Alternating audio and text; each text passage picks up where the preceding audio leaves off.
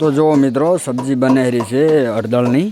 તો મિત્રો આવી રીતનું ગરમ પાણીમાં એને નાખી એકદની અને ગરમ પાણીમાં નાખીને પછી એને એવી રીતની સોલી નાખવાની અને આવી રીતનું આ બધું મટીરિયલ કપાઈ રહ્યું છે જે લીલવણ શાકભાજી કહેવાનો મતલબ કોઈ કુબી છે, ફુલાવર છે, વટાણા છે, ટમાટર છે, પછી લીલો મસાલો છે, આ બધું એનું કટિંગ થઈ રહ્યું છે અને આવી રીતે આને સોલી અને પછી આને શેણીથી ઘસી નાખવાની આવે છે, જણી કતરી નાખવામાં આવે છે મિત્રો. તો એ કતરી નાખવાની આવી રીતની જોઈ લો. આવી રીતે એને શેણી નાખવાની પહેલી તો બરાબર ને આ જેવી રીતની શણાઈ જોઈ ને તમે. હા આની મીઠાઈ છે જ કંઈ અલગ છે ભાઈ. કુબીનું કટિંગ આবার લાવો ભાઈ. કેમેરામાં શૂટિંગમાં કુબીનું ચલો મિત્રો આ રીતનું આ ચેનું કટિંગ છે ભાઈ. આ એટલે કુબીનું જ છે ખાલી. કુબી અને મને વટાણા દેખાય છે. વટાણા આમાં છે. એવું તો આમાં ક્યાંથી નંબર આયા લાગે. તો આ ક્યાંથી વટાણો પડ્યો છે? કેમેરો જૂઠું ના બોલે. ઉડી ગયો છે. હા એ તો ના ઉડવા જોઈએ યાર, કેમેરો જૂઠું ના બોલે. અને આમાં શું છે? આમાં ફુલીવર ને વટાણા. ફુલીવર ને વટાણા. મિત્રો આ જોવો તમે ખાઈ ઓહો સબ્જી બહુ ભારે બનાવી છે ભાઈ, ક્વોલિટી વાળી. અને આ છોકરા બાગ જીભ કરે રહ્યા છે બેચારા, બગા ખાઈ રહ્યા છે. હળદળનું શાક ખાવા. હળદળનું શાક ખાવા સારું છે મિત્રો. અને આનો કારીગર છે, આ રહ્યો એમનો કારીગર છે મારો. હા ભાઈ બોલે શું કે હળદી ખાઈ ખાઈને મોઢું કર્યું રાવણ છે હો મારા વાલે. હોય હળદી આ તેલ વેડવાનું ચાલુ થઈ ગયું છે. કેટલી હતી યારી? 500 ગ્રામ હળદર હતી. 500 ગ્રામ હળદરની અંદર કેટલું તેલ આવતું છે કારીગર? 400 ગ્રામ તેલ આવે. આ જોઈ લો તમે બરાબર. આવડી બધી કઢાઈ મેળવી પડે છે એના માટે બરાબર. અને આ કારીગર હવે બનાવવાનું ચાલુ કરી નાખ્યું છે બરાબર. આ 500 કર્યું પાછું જુઓ એના બરાબર કરી નાખ્યું. રેડી એટલે તમે જોઈ લેજો મિત્રો. અને આગળ વ્લોગમાં જોતા રહેજો. એનું કારણ કે તમને પણ એક ઘરે બેઠા શિયાળાની બનાવી અને ખાઈ કરો એના માટે છે કારીગર. અને તમે પણ થોડું ઘણું કહેતા રહેજો કે આ રીતનું થાય છે એટલે શું પબ્લિકને બચારીને ખબર પડે ને એમને ખાવી. પેલી તો હળદર તેલમાં સીચી નાખવાની બરોબર. હા પછી આગળ આપણે કાર્યવાહી કરીએ પછી આગળ જોઈએ. હા બરાબર રેડી ઓકે. તો વિડીયો પૂરો જોતા રહેજો. ચલો મિત્રો લખાઈ ગયું છે જોઈ લો તમે ખાલી. હા હળદીનું શાક બનાવો. ના તેરવાડા મમાઈ સસાણો હો શાક બનાવો હે કે હાર વડો કોણ છે સરવણ પાર્ટી સરવણ એ લાવો ને બાપડે રેની કીધું તો મેં પોતે મેં હેડો જાતા હા તો કે અમને જાતો ને અમને રવિવારે રાખો ને આપણે રાખો પીછે કુડાડો આયા. જો મિત્રો અંદર હાંકડી જગ્યા પડતી એટલે બારી લાયા છે. મેં કુબી અને બાઈટિંગ બધું જ લાવી દીધું છે બરાબર. વટાણા કુબી ને એવું જે બી ચણી વસ્તુ બધી લીલવણી નાખી દીધી છે અંદર બરાબર.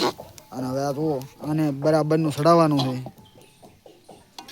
એટલે તમે જોતા જ રહેજો શું નાખવાનું છે. તમારે બધા ભાગમાં આલીશ ખરા ક્લિયર ઉતારી એટલે શું તમારે બનાવવામાં તકલીફ ના પડે બરાબર. મરતા ચીકન નહીં હોય નથી શીખા ને ખાસા દાવા દી ખાના પડતું કાકા ના નથી થઈને મે ખાસા ખટ્ટી કરી મોટા ના છે દીદી બહુતી લીલા ની વે ચારો તો છે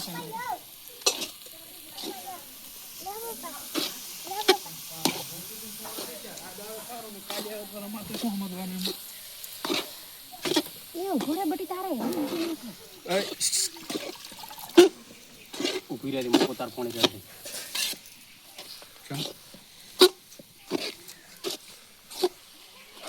આયો તો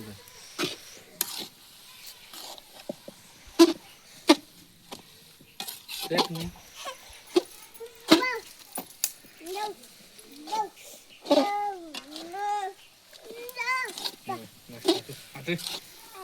બની આમ રહેતો બોઈસ ફોટો તો મરતું ધાર વિષ્ણુભાઈ હા? બ્લોક તમે કર્યો ને શું શું નાખ્યું ચાલુ ચાલુ જ છે મારું એમ ને હા નહીં તો પછી હું બોલી દઈશ શેઠજી ભાઈ એડિટિંગમાં અમુક ને બોલું હા, તો બરોબર હજી કે પાણી એડ કર્યું નથી પાણી એડ નહીં કર્યું ખાલી આ તેલની અંદર જ બધો મસાલો ને બધું આવી ગયું છે કમ્પ્લીટ મિત્રો બરોબર જો મિત્રો ખાલી એટલું જ એક લોટા જેટલું પાણી વેડ્યું હું જો કારીગર રખડું છે એમ કે નાના કારીગર હેવી છે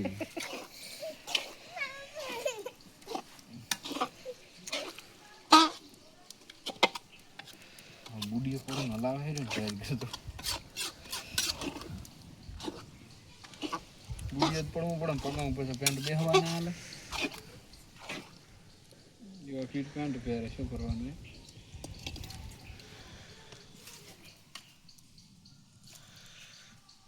કેવું પડશે તમારે કે કેટલી કડા સડવા જઈને આ પાણી દેખાય ને પાણી નહીં દેખાય હા તેલ આ પડશે છૂટવા તેલ છૂટું પડશે એવું એમ ને એટલી ગડા સડવા ગયો આટલું બસ બરાબર એક લોટા જેવું પાણી વેડ્યું છે મિત્રો તો જોઈ લો એ અત્યારે હાલ જે તમને પાણી દેખાઈ રહ્યું એમાંથી એકદમ એકલું તેલ દેખાવા માંડે એટલે એ ક્લિયર બરાબર લીમડાના પતન બતન નાખેતું રહેવાનું તો થોડું